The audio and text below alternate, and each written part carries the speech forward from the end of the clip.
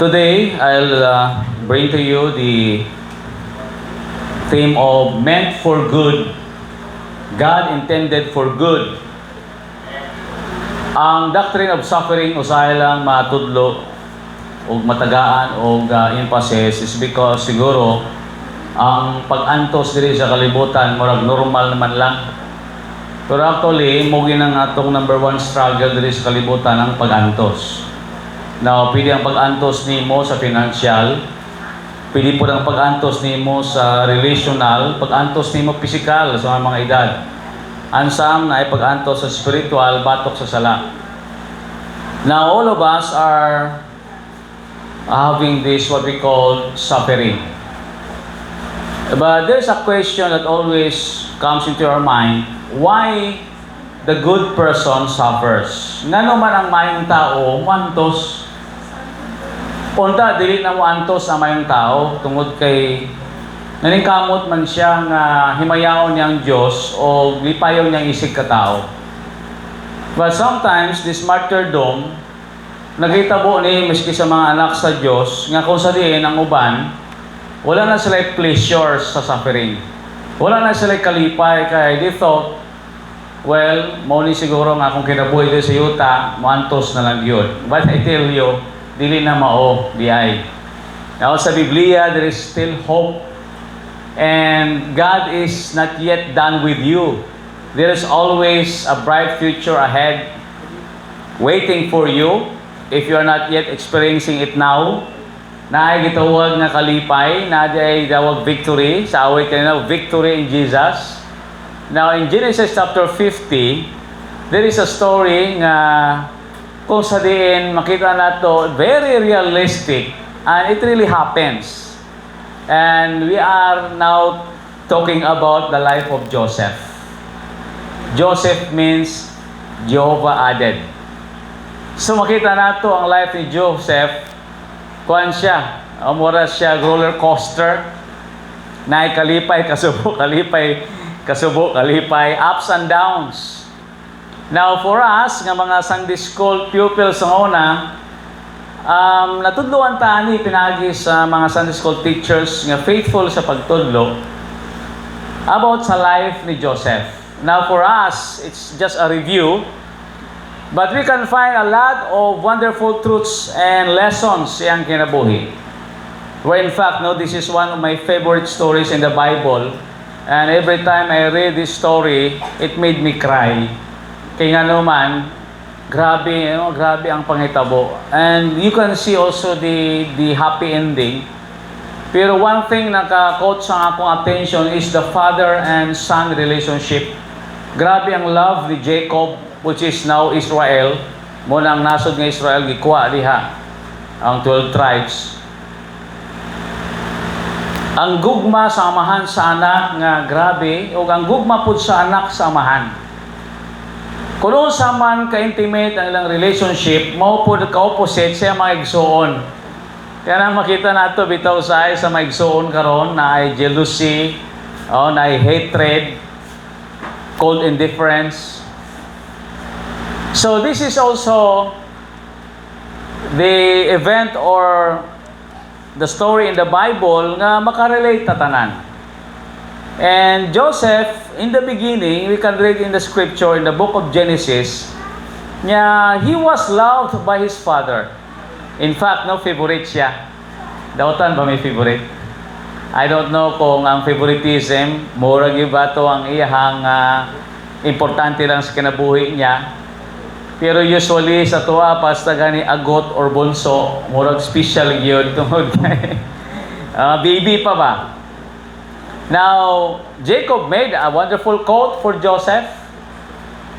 And Joseph had dreams. Ay mga damgo ng iyang mga igsuon, muyukbo niya. Now, these dreams made his brothers jealous. O later on, nagiging hateful sila kay Joseph. Bitaw, bantayan nato diya yung atong kasing-kasing. Pag naadani tayo gina-accumulate nga di maayong pagbati, kailangan diyan nato i-confess sa Ginoo or confess one another o itugyan sa Dios is because maybe later on, wa ta kabalo nga grabe nga daay ang atong binuhatan and sooner or later we will regret. Now we can find nga when these brothers who hated him found an occasion, gibaligya siya sa merchant, o ang tod gisold siya, gidala siya dito sa Egypt, gibaligya pod. Now we can see sa life ni Joseph, here he is a young man, the youngest, the favorite of his father. He loves his brethren, where in fact, gipadalaan niya sa pagkaon ang iyang mga anak, si Jacob, o si Joseph nagdala dito. Last time we talk about David, gipadala siya sa gera, sa mga igsoon, dalag pagkaon, same gyapon. It's because sa ilang trabaho, they were shepherds, kini man sila nagabantay og cattle. So this gives them opportunity nga ilang gitagak sa pit, dakong bungaw, and later on they sold it. So Joseph now is in Egypt. His father didn't know what really happened, pero nagbuhat-buhat og istorya maigsoon, nagikaon siya sang animal. He was devoured. Since si Jacob medyo may edad na, labo ng pananaw, mati nang kaedad na, maglabo ng pananaw, tapos ang ihang ability nung mo sense dili na sama dati, siguro ang smelling niya apple pod, ang pabili nila ang touching niya. So ang garment gidala dito sinina nga gibuhat mismo sa iyang amahan. So ang blood from the animal. So they convinced Jacob nga si Joseph namatay gyud, and tinuod si Jacob or Israel nagtuog siya namatay si Joseph. So it's sad kay nga naman si Joseph buhi nga buhi. So imagine, isa kabatanon gidala sa lugar nga walay nasayod kung asa dapit to, kung asa tud-on, wala pay GPS ang una, wala pay airplane, o wala pay mode of transportation nga kusin dali pangitaon, why cellphone, imagine that. So papasabot nag-vanish siya kadali, si papa niya nagpadala lang malipayon, wagi nakahatag og pamiling-bilin o naghatag og farewells or goodbyes. Goodbye means God be with you. And Diyos mo ba nimo. So pagbalik, what happened? Si Jacob na puno gid siya kagool. Sa mga parents natin, mga anak, sabta nato na kung unsa gyud ang kamingaw, kung pila ka bulan o sinimana lang gani. Akong anak gani pala lang ka oras, ko miss kita ba? Hindi na ako nadugangan kay mano naman. So mamiss mo ay mo ang anak because you love your children. Now, in Joseph's side, he was young and full of dreams. And he thought also that his brothers would protect him and love him. But the opposite happened. Gibaligya siya. So we see ang heart ni Joseph. Imagine, ang iyang papa, di na makitaan, gibaligya pa siya sa maigsoon, gidala pa siya into a foreign land. Now, that foreign land, Egypt, is not like Canaan or Canaan. Muna siya ang itawag ng Ehipto karon until today. If you will just look geographically, that is in the southeast. Sa south sa baba, di ba? May Saudi Arabia diya karon, baba pag yun. Pero ang pinakaduol diya, di ba, na itay Gaza. After Gaza, na itawag na ito nga Red Sea, and nanada ang Egypt.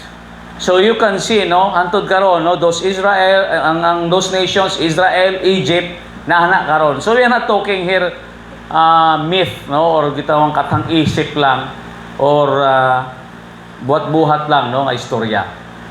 This is a real story from the Word of God, wherein ang lugar, ang mga tao, hangtod karon makita nato nga naagyod, ga-exist ang ilang mga names. So, Joseph was in Egypt. Gibaligya siya kasi naman ang slavery, once gani napalit ka, you become now the possession. So once gipalit ka, gipurchase ka, ang nagpalit nimo na anay katungod nimo as one of his possession or ari-arian. Sa papasabot na kay liberty pag nabaligya ka. Kung sang gusto sang tag-iya karon, sama lang bitaw sa nakay sakyanan, na kay motor, Okay ni mga musical instruments, imuha na. You can do what you want. So that's the situation of Joseph. And later on, nagiging sulugoon siya because it was Potiphar, nakapalit siya, usa sa ka-captain of the guard, ng sinaligan sa hari, taas na position. And you can see, si Joseph nasa lang lugar, wala na siya sang sarili niyang community, ngayon nadaan, but pasabot na palayo sa siyang pamilya, napalayo sa siyang simbahan, kasimba man siya sa Diyos, nga there's only one God. When I say simbahan, the place of worship, sa una tabernacle man sila which made of tent, di pa sama karon nga structure, wala po'y templo sa unang panahon nila. Pero they're worshiping the God of Abraham. That is theocracy under the leadership of God, and they are having monotheism. Isa lang ka Diyos. So nabalhin sa Egypt, which is a polytheism or polytheistic country, o walay Ginoo nga usa. So imagine, grabe at just change of environment. So makita nimo nga adjustment, depressing moment yun sa kinabuhi ni Joseph.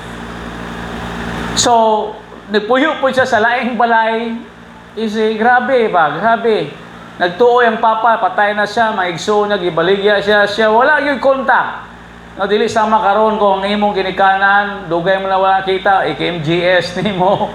Pwede mo i-search sa social media, whatever platform sa internet, and there's a possibility makitaan mo, pero sa una, zero possibility. Now, makita nato sa Biblia, later on, gibutang-butangan sa istorya sa asawa ni Potiphar, nga gi-rape siya. So, may verdict, gipriso siya. So, he was in prison, mas grabe pag yun. Kaya nga, wa kay sala, gipriso pag yun ka. You see, grabe ang sitwasyon ni Joseph, which later on, makita nato siyang kinabuhi nga dito di ay sa prisuhan na ay mga mayang butang nga iyahang na-invest. Na ay siya napundar. Now, these are the three things, nga dito magsugod nga kining meant for good or God intended for good sa life ni Joseph. Dili di ay tanang panitabo sa atong kinabuhi nga it seems sour at first. Muend siya sa kalisod. It's because there are good fruits di ay nga atong makita din na ay mga good outcomes or results. And one of these is for personal intimacy. One of the goodness nga nadawat ni Joseph siyang kinabuhi, this is for intimacy, personal intimacy. When Joseph was all alone, dito niya sabot na experience ang presensya sa Diyos.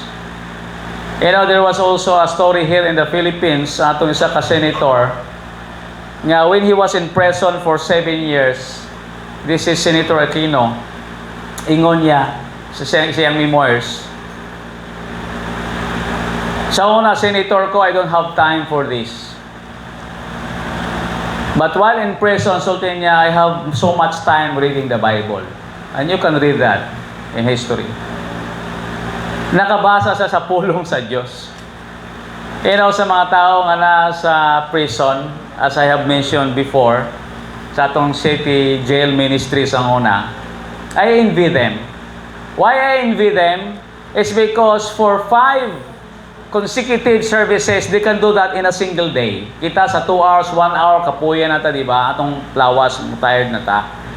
Pero sila, grabe, every service provider nga mosulod dito, kasi klaseng reliyon, and you can see that, still, sa atong bulletin board, mga simbahan diya, o gana na shaded mo ng blessing. Sige sila kanta, gatugtog, gapaminaw sa pulong sa Ginoo. O katong isa nagsulti siya nga kung wa pa ko na priso, wa ko nakakilala kay Jesus. So we can see that being in prison, lisod yun ang sitwasyon, especially katong mga naka-experience niya na iba-iba, na-detain lang kadali. But this is Senator Aquino. Nakita niya ang importance ng Word of God, and he becomes wiser. Now, in the case of Joseph, even na sa salaing lugar, lalahi ng pagtulunan na dito, wala gid siya nawala sa iyang pagsalig sa Ginoo. If you can remember the life of Daniel, si Daniel, maski nasa sa exile sa Babylon, si King Nebuchadnezzar nag-made sa decree, but he and the 3 other Hebrews, they continue to pray, read the Bible, the Word of God. When we say the Scriptures, it talks about the Old Testament Scriptures, especially the Torah, the 5 books of Moses or the Pentateuch. So, these Hebrews, maski na sila sa foreign land, they keep on worshiping God and serving God. Now, we can read that in the book of Genesis. Kaya naman, every time there's an opportunity, kini sa Joseph, nag-demonstrate yun sa iyahang intimacy with God because makita nato sa iyang mga pamulong.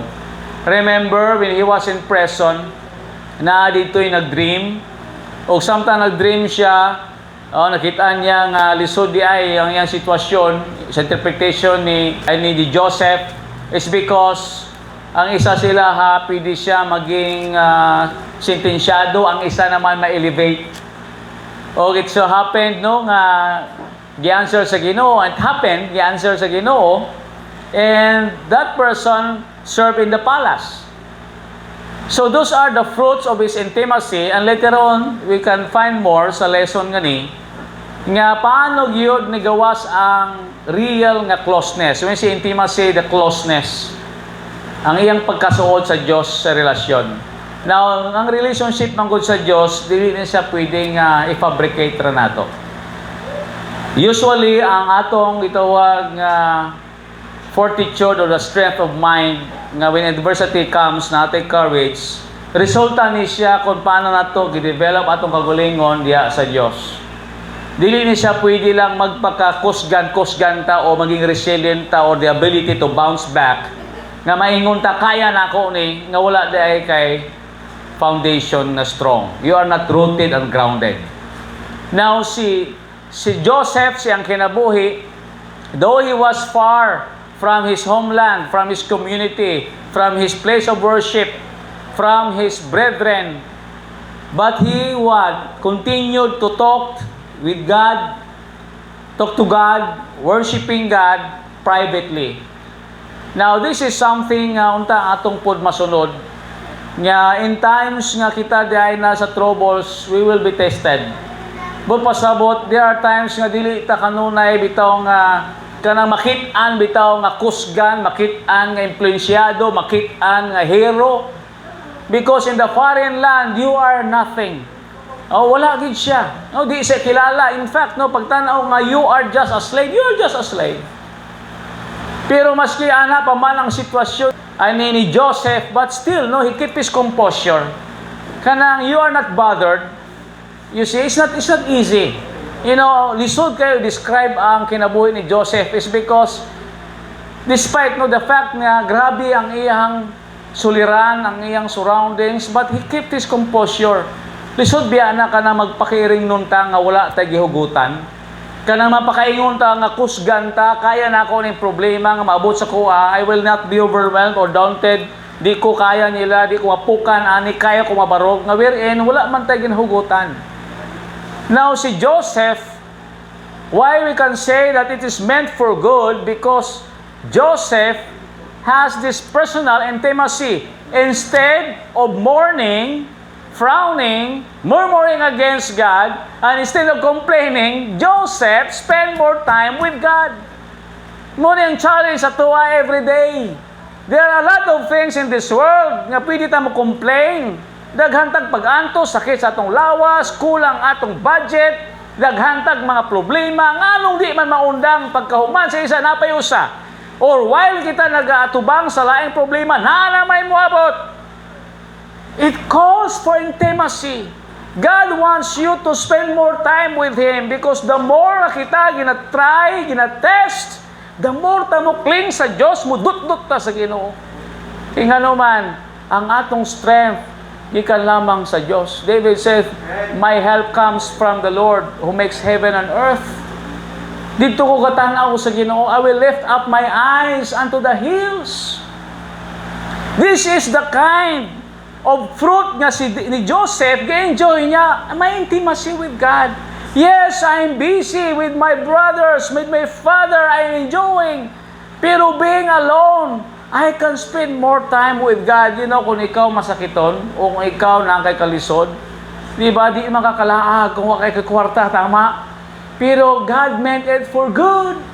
Kaya nga naman, sa panahon ay nga naka sa kalisod, God is spending time with you. And you in return is spending time with Him because God missed you. Na-miss ka sa Diyos. Kasi sa panahon nga sa imong kadaugan, sa imong mga successes, sa achievements nimo, sa imong kayuhan, sa imong kinabuhi, kay daghang kag kwarta siguro, daghang privilege, daghang kag mga opportunities, daghang kag mga projects, wala na kay panahon sa Diyos.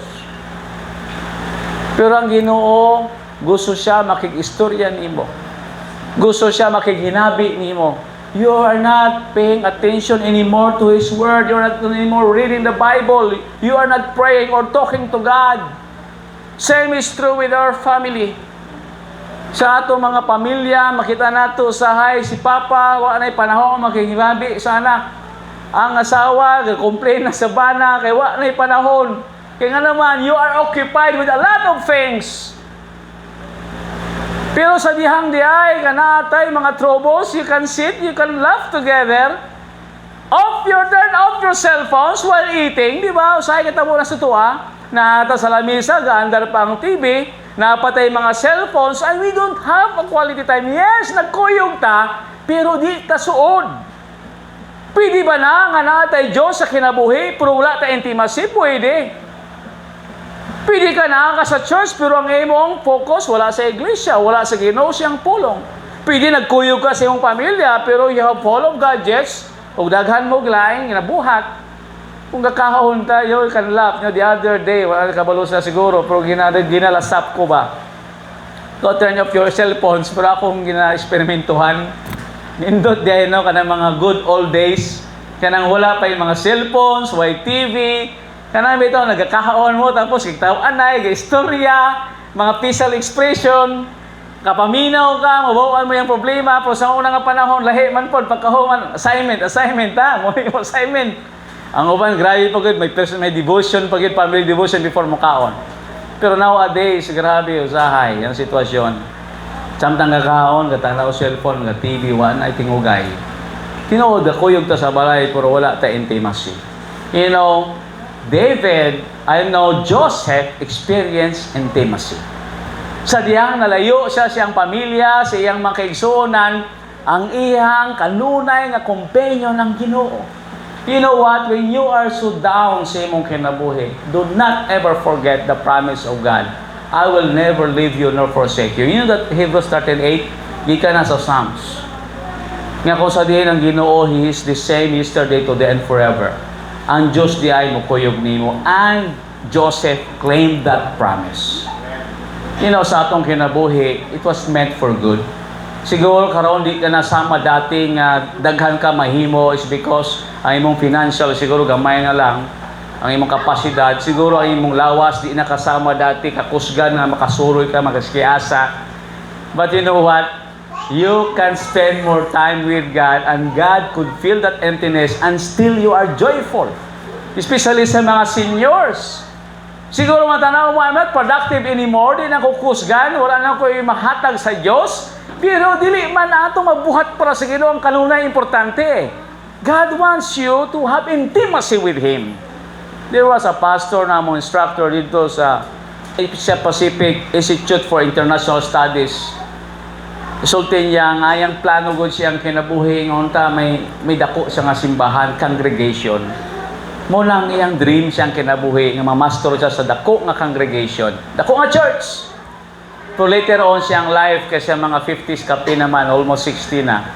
Pero ingon niya, ang Diyos di ay gusto niya nako ang akong intimacy. You know, sometimes kita usahay sa itong kinabuhi, feeling na to nga failure ta, defeated ta, because wa na to na angkon ang atong pangandoy. Maybe God's plan for you is different. Dili ang mong pangandoy ang masunod, kundi ang iyang pangandoy para nimo. Maybe dili ka nagiging siguro successful sa business or whatever careers or path na gusto mo. Na kung sabihin, imong maangko na siya, pero di ay. Ang imong pamilya, ang best ni mo di ay, nga kalipay, imong kadaugan. Nga being with them. You know, say panandoy na to, Lord, I want to give better living for my family. I want to go out of the country, abroad. Kaya gusto na ako matagas ang good education, good life, akong mga kabataan. Pero wala na itabo. Pakyas ko, Lord. Wala umang yatag. So, wala, kulang ko sa akong pamilya. Pero, do not think about it. Kaya nga naman, your presence sa imong kabataan, dako di na kabutang. Di na mapulian sa yaya o kinsa ng mga tao. You see?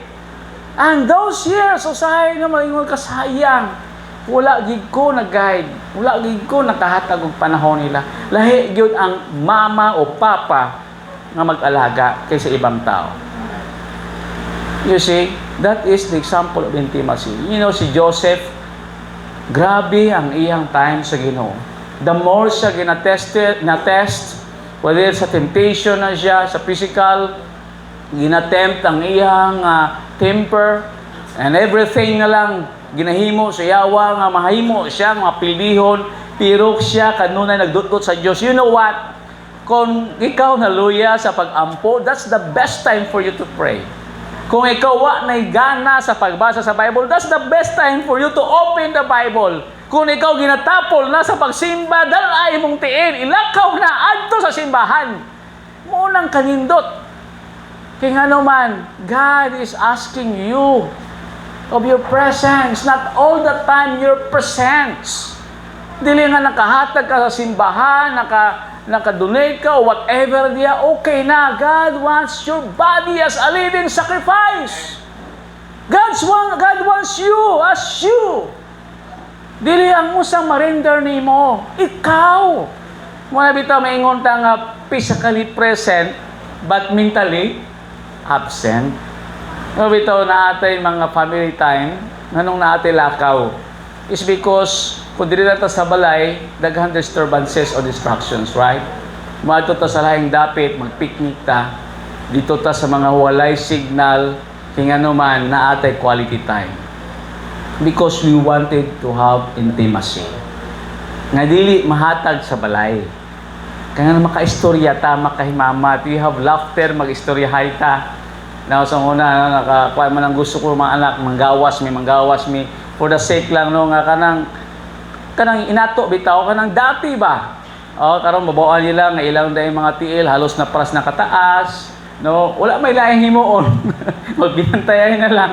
So sa balay di na makabantayan na kasi kukusi mong anak di kabantay nga wala na putulan kay busy naman daghan na mga distractions.